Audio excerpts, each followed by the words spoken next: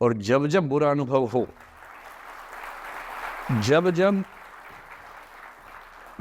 जब जीवन में बुरा अनुभव हो, सबको होता है, आपको भी होगा, जब जब बुरा अनुभव हो, मेरा सूत्र वाक्य है जो मेरे व्हाट्सएप का स्टेटस भी है परमानेंट, मेरे दिल में गुथा हुआ है, दिल पे छपा हुआ है, सबको बोलता हूँ, हर क्लास में बोलता हूँ, आपको भी बोल रहा हूँ।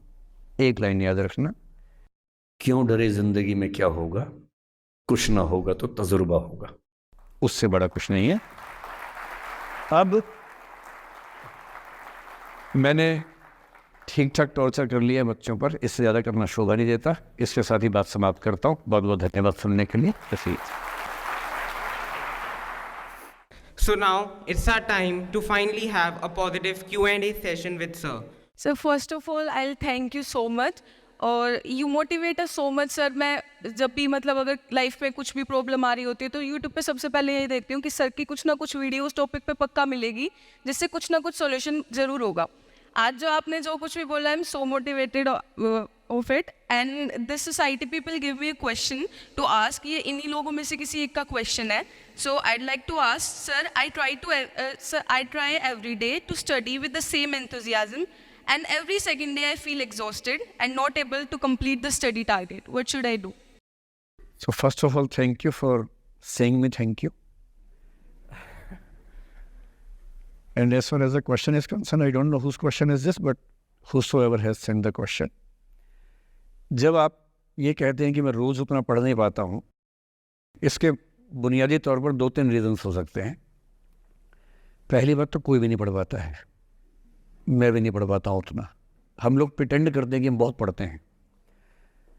ईमानदारी की बात है कि मैं आज तक कभी भी 1 घंटे से ज़्यादा एक साथ नहीं पढ़ पाया हूँ, और मैंने ठीक ठाक पढ़ाई की है वैसे, है ना, आप भरोसा कर सकती है इस बात पे। एक तो अपने आसपास ऐसे लोगों से बचिए जो बार बार दबाव बनाए कि मैं तो बहुत पढ़ता हूँ, तो कितना पढ़ती है। आप कितने घंटे का टारगेट लेके चल रहे हैं, एक प्रॉब्लम ये भी हो सकती है। आपकी उम्र में कॉलेज के अलावा अगर आप 3-4 घंटे पढ़ लेते हैं तो पर्याप्त है। कॉलेज के 3 साल सिर्फ पढ़ाई के लिए नहीं है, पढ़ाई से ज़्यादा सीखने के साल हैं, मंच पे आने के साल हैं। दोस्तों के साथ फिल्म देखिए, दोस्तों के साथ आउटिंग पे जाइए, रेस्टोरेंट में बैठ के खूब बकवास कीजिए उनके साथ। उसमें जो सीखेंगे वो केवल पढ़ाई से नहीं सीखेंगे। तो दिन में 3-4 घंटे बहुत होते हैं। और बाकी मैं एडवाइस करता हूँ बच्चों को कि बहुत सारी एक्टिविटीज़, जिसमें से एक एक्टिविटी चाय की दुकान पे दोस्तों के साथ बैठना, 1 घंटे बात करना भी शामिल है। पर्सनैलिटी ग्रूमिंग के लिए बहुत ज़रूरी है। फिर आप लोगों की उम्र में इमोशंस थोड़े उठापटक होती रहती है। अगर आप महीने के 30 दिन में से 6-7 दिन बीच में नहीं पढ़ पाते डिस्टर्बेंस से, तो इसका मतलब है कि आप दिमागी तौर पर एकदम ठीक हैं। चिंता उनकी है कि जो रोज़ पढ़ रहे हैं। इसका मतलब वो अपनी उम्र में जी नहीं रहे, वो किसी और उम्र में जी रहे हैं। तो ठीक है, कभी कभी डिस्टर्बेंस आएगी, उसको एंजॉय कीजिए। डिस्टर्बेंस बस सुंदर प्यारी होनी चाहिए, इतना ध्यान रखिए, है ना। जिसकी वजह से नींद उड़ी हुई है वो अच्छा होना चाहिए, बाकी तो ठीक है। नमस्ते sir, thank you sir for this session sir. I extend my gratitude sir. It was an honor to listen you sir. Sir मेरा आपसे सवाल होगा कि कई एक आध एग्जाम्पल होंगे सर जहां आपने लेट गो किया होगा, आप अपने जीवन में भी किसी चीज़ में लेट गो किए होंगे, तो कोई एक आध ऐसा एग्जाम्पल आप शेयर करना चाहे जिससे हमें भी प्रेरणा मिले। मैं बताता हूँ आपको।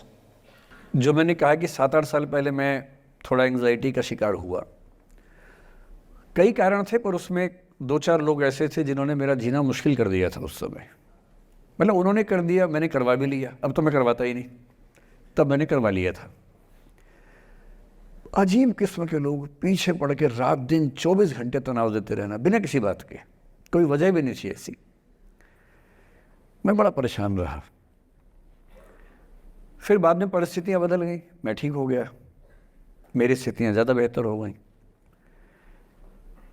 तो उन दिनों मैंने एक रहीम का दोहा पढ़ा, वो मेरे जीवन का उसूल बन गया। उसके बाद से 1-2 बार मेरे मन में आया कि मैं भी दुश्मनी कर लूं और दिखा दूं, और मेरे पास ताकत उनसे ज़्यादा थी उस समय भी, आज भी है। और अगर मैं किसी के उकसाने पे उसके जैसा हो गया तो जीता तो वही। जब मैं ही नहीं रहा तो फिर तो कोई और लड़ रहा है, मैं रहा ही नहीं, वो जीत जाएगा।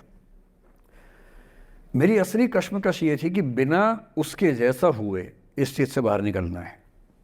ये कुछ वैसे कि आप सड़क पे जा रहे हैं, कीचड़ में सूअर लोटा हुआ है, उछल उछल लौट रहा है, आपके सफ़ेद कमीज पे छींटा पड़ गया। अब दो ऑप्शंस हैं, या तो हिसाब बराबर करने के लिए उतर जाइए, उसको आप कैसे गंदा करोगे, वो तो पहले ही मस्त है उसी गंदगी में, उसका तो स्वभाव है। आपका एक छींटा है, आप पूरी कमीज गंदी कर लेंगे वहाँ जाके। तो सबसे अच्छा क्या है, वहाँ से निकल जाना, लेट गो कर देना। तो मैंने रहीम का एक दोहा अपना सार बना लिया, रहीमन ओछे नरन सो बैर भली ना प्रीति। रहीमन ओछे किस्म के लोगों से ना बैर अच्छा है ना प्यार अच्छा है।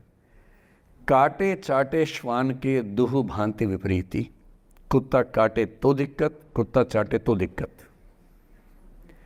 तो मेरा उसूल क्या है, इस तरह के लोगों से ना दोस्ती ना दुश्मनी, ना दिल में ग्रजेस रखने हैं कि हिसाब बराबर कर दूंगा, हरा दूंगा, रखना ही नहीं। और मेरी अब ठीक ठाक दोस्ती तो क्या होगी, मतलब जब हम मिलते हैं बड़े प्यार से मिलते हैं, मुझे दिक्कत है ही नहीं, नाराज़गी भी नहीं है। मुझे लगता है कि वो अपना धर्म निभा रहा था, मैं अपना निभा रहा हूँ। और अगर मैं दुश्मनी पाल लेता, अपना बीपी बढ़ाता, डायबिटीज़ करवा लेता, मैंने पाला ही नहीं, ना मैं पालता हूँ। और भी ऐसे कई इंस्टांसेस हैं जहाँ दुश्मनी करने का पूरा स्कोप था, पर मैं दुश्मनी करता नहीं, मुझे शौक ही नहीं दुश्मनी करने का। मेरा दुनिया में एक भी दुश्मन नहीं है, मतलब मैं कईयों का हूँ, मेरा एक भी नहीं है। जो मुझे अपना दुश्मन मानते हैं वो मेरे दुश्मन नहीं है, मेरे लिए वो परिचित हैं, जो मित्र हो सकते थे या हो सकते हैं। फिलहाल मित्र नहीं है, लेकिन दुश्मनी नहीं है। और अगर दुश्मनी कभी हो भी जाए ना, ये ध्यान रखना है कि बाद में दोस्ती हो सकती है। बशीर बद्र ने कहा है, दुश्मनी जमकर करो लेकिन ये गुंजाइश रहे, गर कभी हम दोस्त हो जाएं तो शर्मिंदा ना हो। ये मैं ध्यान रखता हूँ हमेशा। नमस्कार सर। नमस्कार सर, मेरा नाम रश्मि श्रीवास्तव है और मैं यहाँ हिंदी ऑनर्स द्वितीय वर्ष की छात्रा हूँ। सर, सबसे पहले तो मैं आपको बहुत बहुत धन्यवाद देना चाहूँगी सर। आपसे मिलकर बहुत अच्छा लग रहा है मुझे और ये मेरे लिए बहुत बड़ी सौभाग्य की बात है। सर, मेरा प्रश्न है आपसे कि सर, मेरे साथ ऐसा हुआ कि मैं बचपन से बहुत अच्छी स्टूडेंट रही और सर मेरी ज़िंदगी में ऐसा एक वक्त आया जब मुझे 2 बार असफलता का सामना करना पड़ा और सर तीसरी बार मैं सफल हुई, परंतु सर आज भी वो डर मेरे मन से नहीं जा रहा है। अभी भी मैं उसको फेस नहीं कर पा रही हूँ कि मैं कैसे फेल हो गई। और सर कभी ऐसा होता है कि मैं सो रही हूँ और रात में मुझे वो डर लगता है कि आगे मैं नहीं कर पाऊँगी। मुझे ऐसा लगता है कि आगे अगर मैं कुछ अच्छा करना चाह रही हूँ तो मुझे उस असफलता का डर रहता है कि जो मैंने फेस किया है, और सर मैं उससे उभर नहीं पा रही हूँ। मतलब मेरे ख्याल से ये असफलता आपसे ज़्यादा आपके माहौल की, आपके पेरेंट्स, आपके टीचर्स की है कि उन्होंने आपको, मतलब कुछ बच्चे अपने आप से इतनी उम्मीद पाल लेते हैं कि फेलियर झेल नहीं पाते। आप वैसे बच्चों में हैं। जो आपने कहा ना कि मैं शुरू से बहुत अच्छी स्टूडेंट रही हूँ, ये दुर्भाग्य की बात है, ये अच्छी बात नहीं है। मैं नहीं चाहता कि बच्चे अच्छे स्टूडेंट बने। अच्छे स्टूडेंट का मतलब जो बहुत पढ़ाकू किस्म के होते हैं, सीधे स्कूल से घर, घर से स्कूल, घर में घुसते ही होमवर्क करना शुरू किया, वैसे बच्चे ज़िंदगी में बड़े परेशान रहते हैं। बच्चों को होना चाहिए छटा हुआ टाइप का, शरारती, बदमाश, मतलब काम भी करें स्कूल का, लेकिन बेसिकली आपको स्मार्ट होना है, कॉन्फिडेंट होना है। पढ़ाकू होने से ज़िंदगी बहुत अच्छी नहीं चलती है। ज़िंदगी के लिए ना व्यक्तित्व चाहिए। हुआ क्या आपके साथ, आपको बता दिया गया कि अच्छा बच्चा वो है जो पढ़ता है, होमवर्क करता है, आपने वो सब किया। तारीफ़ें आपकी इतनी हुई होंगी कि बेटा तुम तो कुछ भी कर दोगी, आपको भरोसा हो गया कि मैं कुछ भी कर दूँगी। लेकिन ऐसी ऐसी तारीफ़ें हर गांव, हर मोहल्ले में कई बच्चों की हो रही थी। जब उन सब में कंपटीशन हुआ तो कुछ सफल हुए, बहुत सफल नहीं हो पाए। तो जो सफल नहीं हो पाए उनको बहुत बेचैनी हुई। आपका सौभाग्य है कि अब तीसरी बार में सफल हो गई। कई ऐसे लोग हैं जो कभी सफल नहीं हुए ज़िंदगी में, उनको भी तो जीना है। तो मैं एक ही बात कहूँगा, अपने आप से उम्मीदें कम कर लीजिए। और ये आसान नहीं होता है। इसका तरीका ये है कि एक दो ऐसे अच्छे दोस्त जो अच्छे भी हैं, दोस्त भी हैं और बहुत उम्मीदें ना रखते हैं, ना आपको रखने देंगे अपने आप से, डायरी लिखने से लेकर कुछ अच्छे उपन्यास पढ़ना, अच्छी फिल्में देखना, जो आपको सहज होना सिखाएं, न कि महान होना सिखाएं। महानता से बड़ा कोई रोग नहीं है, इस चक्कर में नहीं पड़ना है। सामान्य होना है। असली जद्दोजहद सामान्य होने की है, महान होने की नहीं है।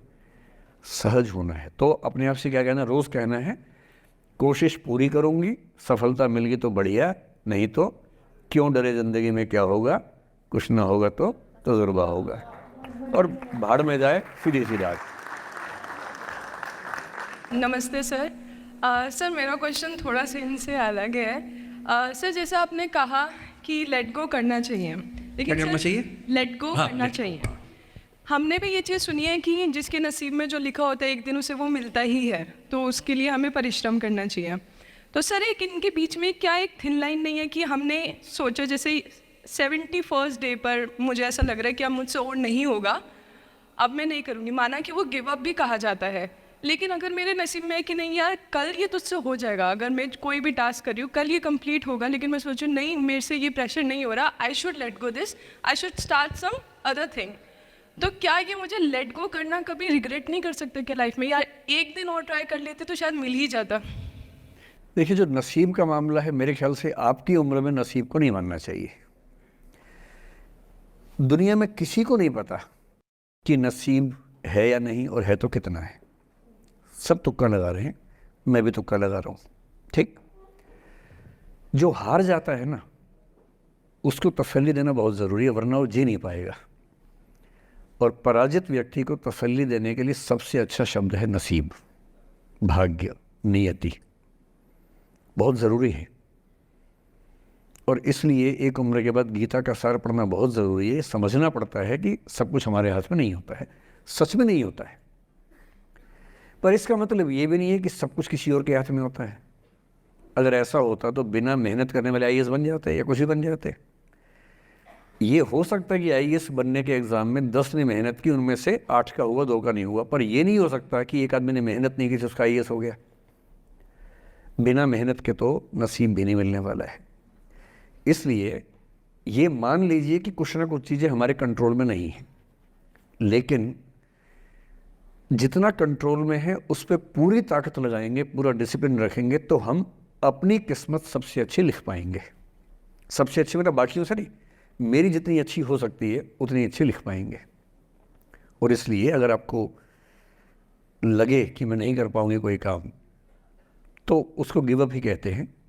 लेट गो का मतलब तब होता है जब आप मन भर चुका है, अब उसकी ज़रूरत महसूस नहीं हो रही।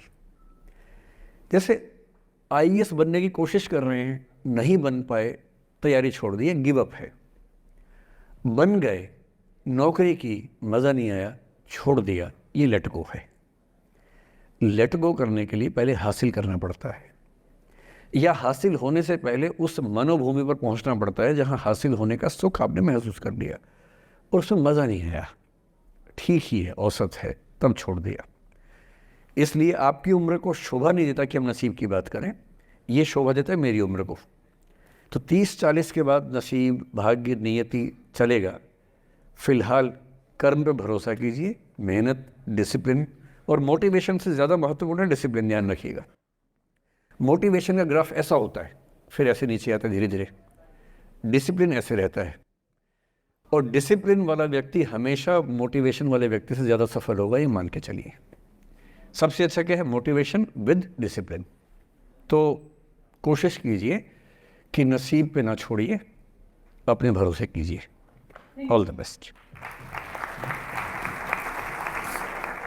Now, I would like to invite our president, who is the fuel to our rocket, Palak Chauhan, to present a vote of thanks. I would like to thank